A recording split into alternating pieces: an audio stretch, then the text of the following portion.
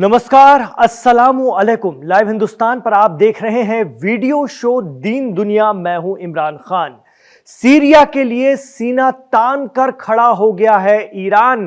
क्या कुछ कहा है ईरान ने और किस तरह के हालात सीरिया में इस वक्त बन रहे हैं, क्यों बन रहे हैं, उस पर हम आज बात करेंगे दीन दुनिया में।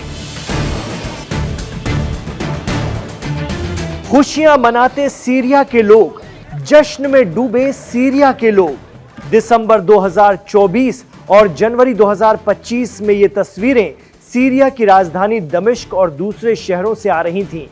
लोगों को लग रहा था कि बशर अल असद का तख्ता पलट हो गया है। सीरिया में ईरान की पकड़ ढीली पड़ गई है। फिलिस्तीन के लिए रेजिस्टेंस को मदद का सबसे बड़ा रास्ता बंद हो गया। अब सीरिया आजाद है। लेकिन मौजूदा सूरत हाल ये है कि राजधानी दमिश्क में सरकारी दफ्तरों समेत कई जगह पर इस्राएल के बम बरस रहे हैं इस वक्त। और सीरिया की अहमद अल शारा या अबू मोहम्मद जौलानी हुकूमत बेबसी से सब कुछ तमाशे की तरह देख रही है। इस्राएल सीरिया के सुवेदा शहर में द्रूज कम्युनिटी की सुन्नी बेदुइन कबीले के लोगों से हिफाजत करने के बहाने सीधे सीरियन फोर्स को निशाना बना रहा है। इस्राएल का इल्जाम है कि शिद्दत पसंद हयात तहरीर अल शाम की सरकार के फौजी सुन्नी बेदुइन लड़ाकों की मदद कर रहे हैं। Aim right, achieve big. At KR Mangalam University, we provide you the platform to turn your dreams into reality. At KR Mangalam University. Expert कहते हैं कि कभी अलकायदा और फिर बाद में दाइश जैसी खूंखार दहशतगर्द तंजीमों का हिस्सा रहे HTS यानी हयात तहरीर अल शाम के लोग इतनी जल्दी तो सुधर सकते नहीं। इन्हें जिहाद के नाम पर मुजाहिदीन बनाकर तुर्की, अमेरिका, कतर, सऊदी और पसे पर्दा इस्राइल ने ही खड़ा किया था। मकसद था फिलिस्तीन के आंदोलन की सप्लाई लाइन काटना, यानी सीरिया में असद हुकूमत का खात्मा। वो मकसद पूरा हुआ, लेकिन द्रूज कम्युनिटी और जौलानी हुकूमत हिमायती ग्रुप्स के बीच लड़ाई से इस्राइल को मौका मिल गया। हालात ये हैं कि इस्राइल सीरिया में जबरदस्त हमले कर रहा है। और तो और सीरिया के सुवेदा शहर में द्रूज कम्युनिटी के लोगों ने इस्राइल का परचम भी लहरा दिया और अबू मोहम्मद जौलानी की सरकार हाथ मलते रह गई। सोशल मीडिया पर वायरल हो रहे वीडियो में दावा किया जा रहा है कि ये सीरिया का सुवेदा शहर है जहां द्रूज लड़ाकों ने आखिरकार इस्राइल का परचम लहरा दिया, जो इस बात की अलामत है कि सीरिया का सीमावर्ती शहर सुवेदा अब इस्राइल के कंट्रोल में है और वहां रहने वाली बहुसंख्यक द्रूज कम्युनिटी अब इस्राइल का हिस्सा है। इस बीच सीरिया के इंटरिम प्रेसिडेंट को मीडिया में आना पड़ा। उन्होंने कहा कि हम इस्राइल की कोशिशों को कामयाब नहीं होने देंगे। ये हमारे समाज को तोड़ने की इस्राइली साजिश है जिसे हम पूरा नहीं होने देंगे।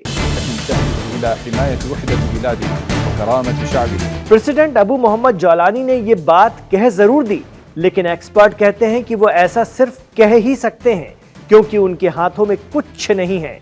खुद अहमद अल शारा अमेरिका और इस्राइल के हाथों का मोहरा हैं, जिन्हें यूज एंड थ्रो की पॉलिसी के तहत सीरिया के इख्तिदार में लाया गया, सिर्फ बशर अल असद का तख्ता पलटने के लिए। 6 माह पहले जब HTS सीरिया की सत्ता में आई तो उस वक्त इस्राइल ने गोलान हाइट्स पर कंट्रोल तो किया ही किया, साथ ही असद के दौर के हथियारों के जखीरे और सीरियन नेवी पर बमबारी करके उसे भी तहस नहस कर डाला।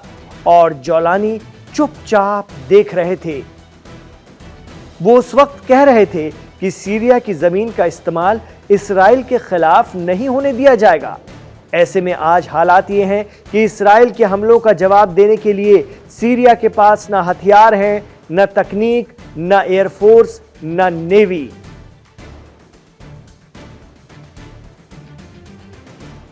ऐसे में जब सीरिया के साथ कोई नहीं है तो ईरान का बयान आया है।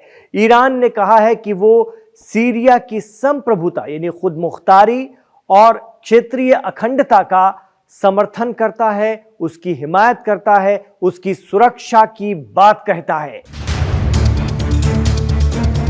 ईरान ने सीरिया के लोगों के साथ यकजहती का इजहार किया है, एचटीएस और सीरिया की सरकार के साथ नहीं।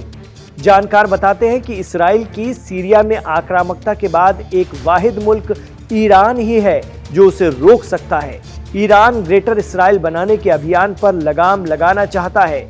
ईरान जानता है कि अगर इसराइल सुवैदा शहर के रास्ते एक बार सीरिया में एंटर हो गया तो धीरे धीरे करके यूरोप के सामने के समंदर तक पहुंच जाएगा और जौलानी कुछ नहीं कर पाएंगे।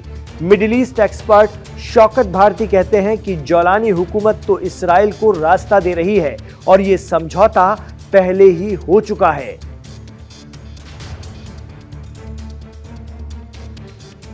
Middle East expert Shaukat Bharti तो इससे आगे भी इसराइल की एक बहुत बड़ी साजिश का खुलासा करते हैं, वो बड़ा दावा करते हैं। शौकत भारती के मुताबिक सीरिया में इस वक्त जो कुछ चल रहा है वो एक सोची समझी रणनीति का हिस्सा है और इसराइल को ईरान के नजदीक लाने की कवायद से ज्यादा कुछ नहीं। भले ही ईरान और सीरिया की सरहद नहीं मिलती, लेकिन ईरान और इराक की सीमाएं मिलती हैं। इसराइल अगर सीरिया में इराक की बॉर्डर तक पहुंच गया तो वो ईरान के बिल्कुल पास ठिकाना बना लेगा और जौलानी हुकूमत द्रूज क्राइसिस के बहाने उन्हें ये रास्ता दे रही है। वो कहते हैं कि सीरिया का बंटवारा तो पहले ही हो चुका है, बस उसे अब इम्प्लीमेंट किया जा रहा है। रही बात तुर्की की, तो जो ये समझ रहे हैं कि तुर्की और उनके प्रेसिडेंट रजब तैयब एर्दोगान इसराइल पर हमला कर देंगे सीरिया को बचाने के लिए, तो वो भी मुगालते में हैं। तुर्की कुछ नहीं करेगा सिवाय धमकियों के, क्योंकि दिसंबर 2024 में बशर अल असद का तख्ता पलटा ही इसलिए गया था कि सब अपने अपने हिस्से बांट लें। जैसे तुर्की को सीरिया का कुर्दों वाला हिस्सा मिल गया, वहां कुर्द आंदोलन भी खत्म हो गया है। अब तुर्की चुप रहेगा। बड़ा सवाल तो यह भी है कि पावरफुल मुल्क तुर्की ने अगर जौलानी हुकूमत के सपोर्ट में इसराइल के खिलाफ कोई एक्शन ले भी लिया तो क्या नाटो मुल्क उसके साथ आएंगे इसराइल के खिलाफ? जबकि तुर्की तो नेटो का मेंबर है, लेकिन एर्दोगान चुप रहेंगे क्योंकि तुर्की को सीरिया में से उसका हिस्सा मिल गया है। तो 6 माह पहले भी तुर्की चुप था जब इसराइल सीरिया के गोलान हाइट्स पर कब्जा कर रहा था।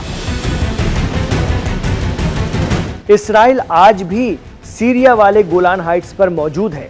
उस वक्त अबू मोहम्मद जौलानी सीरियाई इनकलाब के नायक बने हुए थे, लेकिन आज सीरिया लुट रहा है। सीरिया में इसराइल का ध्वज लहराया जा रहा है, सीरिया की फौज मारी जा रही है। राजधानी दमिश्क में 6 माह पहले जश्न मनाने वाले अब दहशत में हैं और कोई कुछ नहीं कर रहा। जानकार कहते हैं कि जब तक सीरिया, तुर्की, सऊदी या दीगर मुल्क ईरान के बैनर तले नहीं आते, इसराइल ऐसी ही आक्रामकता दिखाता रहेगा और शहर दर शहर सीरिया में इसराइली परचम लहराते दिखेंगे। सिर्फ और सिर्फ ईरान ही इसराइल को रोक सकता है।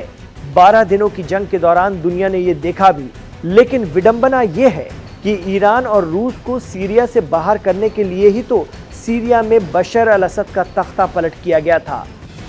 ये पावर की नहीं बल्कि फिरके की भी जंग है। सीरिया में शिया, अलवाइट्स, सुन्नी सूफी और क्रिश्चियन मारे जा रहे थे, सब खामोश थे। लेकिन द्रूज पर एचटीएस समर्थित ग्रुप्स का जोर नहीं चला क्योंकि उनके पीछे इसराइल खड़ा है। आज हालात ये हैं कि 6 माह पहले बढ़ चुका सीरिया फिर बंटने की कगार पर है। आपको क्या लगता है, क्या वाकई ये सोची समझी रणनीति के तहत किया जा रहा है? हमें कमेंट बॉक्स पर जरूर बताएं।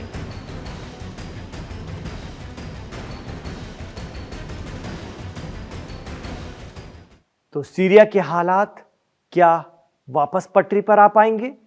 इसराइल की आक्रामकता को देखते हुए लग रहा है कि क्या सुवैदा शहर सीरिया से अलग कर दिया जाएगा? द्रूज भी पूरी तरह से एचटीएस के खिलाफ हो गए हैं, सीरिया की हुकूमत के खिलाफ हो गए हैं। आप क्या सोचते हैं? हमें कमेंट बॉक्स पर जरूर बताइए। इमरान खान के साथ आखिर तक जुड़े हैं तो गुजारिश रहेगी कि इस वीडियो को लाइक कीजिए, आगे बढ़ाइए, शेयर कीजिए। गुजारिश रहेगी हमारे चैनल लाइव हिंदुस्तान को सब्सक्राइब जरूर कीजिए। अपना ख्याल रखिए, अपनी दुआओं में हमें याद रखिए।